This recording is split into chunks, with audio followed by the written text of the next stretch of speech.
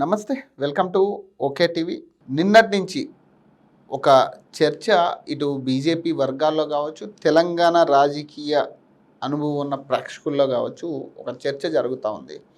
ఈ ఎమ్మెల్యే రాజా సింగ్ రాజీనామాకి సంబంధించి, అలాగే ఒక పక్క బీజేపీ కొత్త అధ్యక్షుల్ని నియమించిన ఈ తరుణంలో కొన్ని అనుమానాలు అటు ప్రజలకు కావచ్చు, ఇటు పార్టీ నేతల్లో కూడా బాగా బలంగా వినపడతా ఉన్నాయి.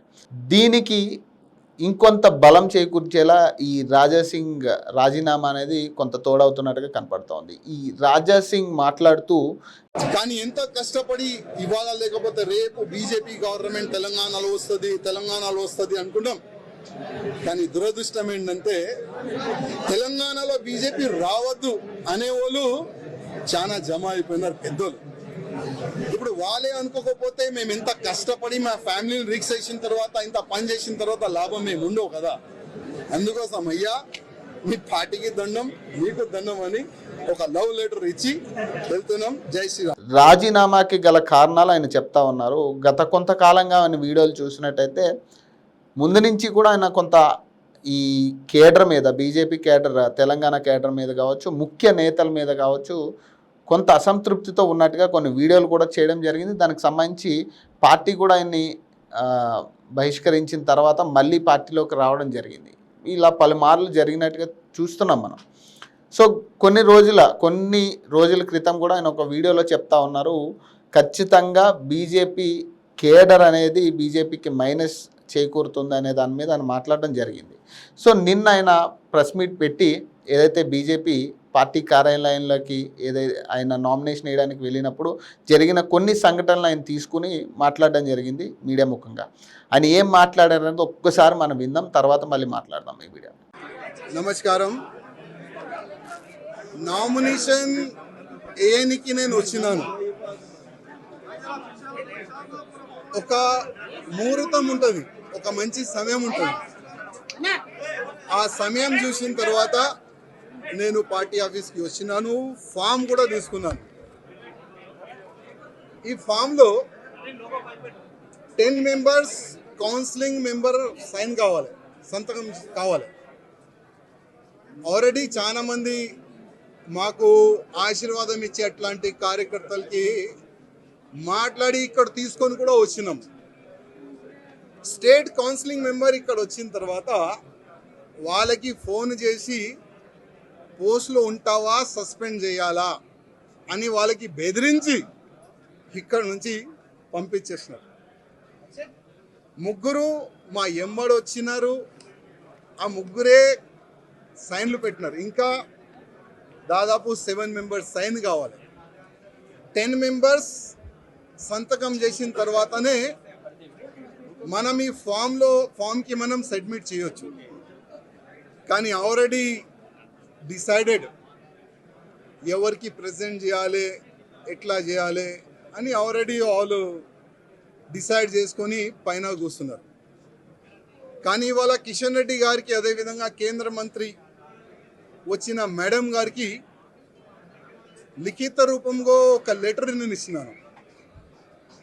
కిషన్ రెడ్డి గారికి ఒక మాట చెప్పి వస్తున్నా, కిషన్ రెడ్డి గారు మీ చేతి నుంచే ఇవాళ భారతీయ జనతా పార్టీలో నేను జాయిన్ అయినా.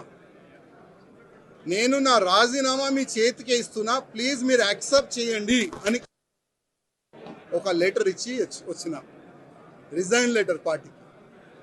ఆ రిజైన్ లెటర్లో కింద ఒక మ్యాటర్ ఇది కూడా రాసిన, కిషన్ రెడ్డి గారు పార్టీకి నేను రాజీనామా ఇస్తున్నాను, మీరు మీ లెటర్లో స్పీకర్ గారు కూడా పంపించేసేయండి. రాజా సింగ్ ఇప్పుడు పార్టీ సింబల్ నుంచి గెలిచిండు.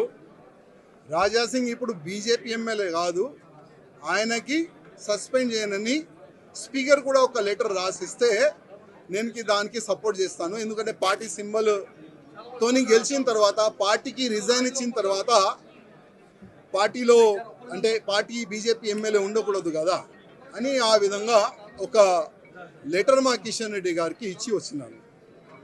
దురదృష్టం ఏంటంటే 2014 నుంచి ఎన్ని ఇబ్బందులు భరించి ఇక్కడ వరకు వస్తున్నానంటే మా మీడియా మిత్రులకి కొంతమందికి తెలుసు. ఇవాళ నేను టెర్రరిస్ట్కి టార్గెట్లో ఉన్నా.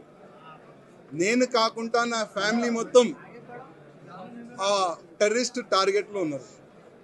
కానీ ఎంత కష్టపడి ఇవాళ లేకపోతే రేపు బీజేపీ గవర్నమెంట్ తెలంగాణలో వస్తుంది అనుకున్నాం. కానీ ఏంటంటే తెలంగాణలో బీజేపీ రావద్దు అనేవాళ్ళు చాలా జమ అయిపోయినారు పెద్దోళ్ళు. ఇప్పుడు వాళ్ళే అనుకోకపోతే మేము ఎంత కష్టపడి మా ఫ్యామిలీని రిక్స్ చేసిన తర్వాత ఇంత పని చేసిన తర్వాత లాభం మేము ఉండవు కదా. అందుకోసం అయ్యా మీ పార్టీకి దండం, మీకు దండం అని ఒక లవ్ లెటర్ ఇచ్చి వెళ్తున్నాం. జై శ్రీరామ్. రైట్, చూశారు కదా, ఆయనకి చాలా క్లియర్గా చెప్తా ఉన్నాడు. నేను నామినేషన్ వేయడానికి వెళ్ళాను, ఏదైతే ఒక 10 మంది మెంబర్స్ కూడా సైన్ చేయడానికి నా తరపున సిద్ధమయ్యారు, నేను వాళ్ళందరినీ కూడా గ్యాదర్ చేయడం జరిగింది. వాళ్ళు సైన్ చేయడానికి రావడానికంటే ముందే వాళ్ళందరికీ కూడా పార్టీ హైకమాండ్ నుంచి ఫోన్ వెళ్ళింది. వాళ్ళందరినీ బెదిరించారు, చాలామంది నాయకులు బెదిరించే ధోరణిలో నువ్వు పార్టీలో ఉంటావా, సస్పెండ్ చేయాలా, ఈ రకమైన ధోరణిలో మాట్లాడారు. సో మరి పార్టీ నామినేషన్ వేయడానికి కూడా నన్ను సహకరించలేదు పార్టీ నా తరపు నుంచి అని చెప్పేసి ఆయన క్లారిటీ ఇవ్వడం జరిగింది. ఇందుకే నేను పార్టీకి ఒక లవ్ లెటర్ రాస్తున్నాను, నా రాజీనామా వాళ్ళని యాక్సెప్ట్ చేయాలంటూ కూడా నేను ఇప్పటికే కిషన్ రెడ్డి గారికి స్వయంగా నేను లేఖ రాయడం జరిగింది. ఇదే ధోరణిలో ఒకవేళ పార్టీ గుర్తు మీద నేను గెలిచినట్టుగా భావిస్తే ఖచ్చితంగా స్పీకర్కి కూడా నేను లెటర్ రాసే ప్రయత్నం చేస్తానంటూ కూడా ఆయన క్లియర్ కట్గా చెప్పడం జరిగింది. సో ఇక్కడి నుంచి కొన్ని అనుమానాలు వ్యక్తం అవుతా ఉన్నాయి, ఇటు బీజేపీ కార్యకర్తల్లో కావచ్చు, అలాగే ప్రధానంగా ప్రజల్లో కావచ్చు. అవి ఏంటి అనేది ఒకసారి మనం మాట్లాడే ప్రయత్నం చేద్దాం. నిజంగానే ఇది పార్టీ అంతర్గత ఇష్యూనా, లేదా రాజాసింగ్ స్వయంగా అతను పర్సనల్గా చేస్తున్న స్ట్రాటజీనా అనే ఒక డౌట్ ప్రధానంగా వ్యక్తమవుతా ఉంది. మరి అలాగే రాష్ట్రంలో వచ్చే ఎన్నికల్లో బీజేపీ నుంచి ఎవరైతే రామచంద్రరావు గారు అధ్యక్షుడిగా ఎన్నికయ్యారో, మరి బీజేపీ ఏ తరహాలో పుంజుకోబోతుందనే అంశం మీద కూడా చాలామంది అసలు పుంజుకుంటుందా లేదా అనే అనుమానాలు కూడా చాలామందిలో ఉన్నాయి. చాలామందికి ఈ అనుమానాలు వ్యక్తమవుతున్నాయి. నిన్న ఏదైతే రామచంద్రరావు గారిని అధ్యక్షుడిగా పెట్టిన తర్వాత చాలామందిలో ఉన్న డౌట్ ఇదే. దీనికి రాజాసింగ్ ఇచ్చిన ఏదైతే వీడియో ఉందో, నిన్న మార్నింగ్ కూడా ఆయన ఒక వీడియో రిలీజ్ చేయడం జరిగింది. రామచంద్రరావు గారు అధ్యక్షుడిగా నియమితులు అవుతున్నారని కొన్ని వీడియోలు, కొన్ని న్యూస్లు వస్తున్న తరుణంలో అసలు ఇది స్వయంగా బీజేపీ ప్రధాన నాయకత్వం అంతా కూడా కొంతమంది మాటలు చెప్పు చేతుల్లో ఉంది అనే అనుమానం నాకు వ్యక్తం అవుతోంది. రామచంద్రరావు గారు కరెక్ట్ కాదని ఒక వీడియో కూడా రిలీజ్ చేయడం జరిగింది ఆయన. మరి ఆయన ముందు నుంచి కూడా దాదాపు బీజేపీలో ఒక మంచి లీడర్గా, మంచి నాయకత్వం వహించే లీడర్గా రాజాసింగ్ ఉన్నాడు. అలాగే హిందుత్వ భావజాలాలు అందుకున్న నాయకుడిగా కూడా అతను చాలా హిందూ ధర్మ కార్యక్రమాల్లో కూడా ఆయన ఉన్నారు. గోశాల విషయాల్లో కావచ్చు, చాలా విషయాల్లో ఆయన ఇప్పటికీ చాలామంది హిందుత్వవాదికి సంబంధించి విషయాల్లో చాలామందికి ఆయన టార్గెట్ కూడా అయినట్టుగా మనం చూసాం. ఆయన ఇంటి మీద అటాక్ అయింది, ఆయన భార్య పిల్లలకు కూడా థ్రెట్ ఉందంటూ కూడా ఆయన బయటకు వచ్చి మాట్లాడటం జరిగింది. మరి ఇంత మంచి నాయకత్వం ఉన్న నాయకుడిని ఎందుకు బీజేపీ వదులుకుంటుందనే అనుమానాలు కూడా చాలా మందిలో వ్యక్తం అవుతున్నాయి.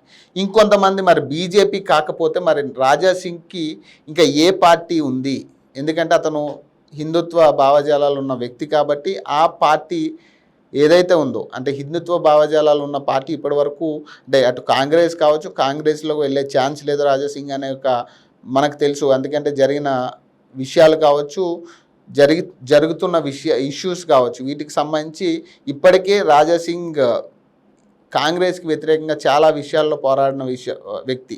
అలాగే మరి బీఆర్ఎస్ అంటే బీఆర్ఎస్లో నో ఛాన్స్ అన్న విషయం మనకు తెలుసు. అలా మరి బీజేపీ కాక ఆయన స్వతంత్ర అభ్యర్థిగా ఉండడం తప్పితే ఆయనకు వేరే ఛాన్స్ లేదనేది కొంతమంది మాట్లాడుతూ ఉన్నారు. మరి రాజాసింగ్ ఏ స్ట్రాటజీ తీసుకుంటారు, నెక్స్ట్ కార్యాచరణ ఏం ప్రకటిస్తారనే అంశం మీద ఈ విషయాలన్నీ కూడా బేస్ అయి ఉన్నాయి. చాలామందికి అయితే ఇప్పటికీ కార్యకర్తల్లో కూడా బీజేపీ కొత్త అధ్యక్షుడి మీద చాలా అనుమానాలు వ్యక్తం అవుతూ ఉన్నాయి. కాబట్టి చూద్దాం మరి దీనికి సంబంధించి సవాళ్ళు ప్రతి సవాళ్ళు ఏమో ఎదుర్కోబోతుంది బీజేపీ పార్టీ, ఇవన్నీ కూడా వేచి చూడాలి. సో మరిన్ని అప్డేట్స్ కోసం చూస్తూనే ఉండండి ఓకే టీవీ.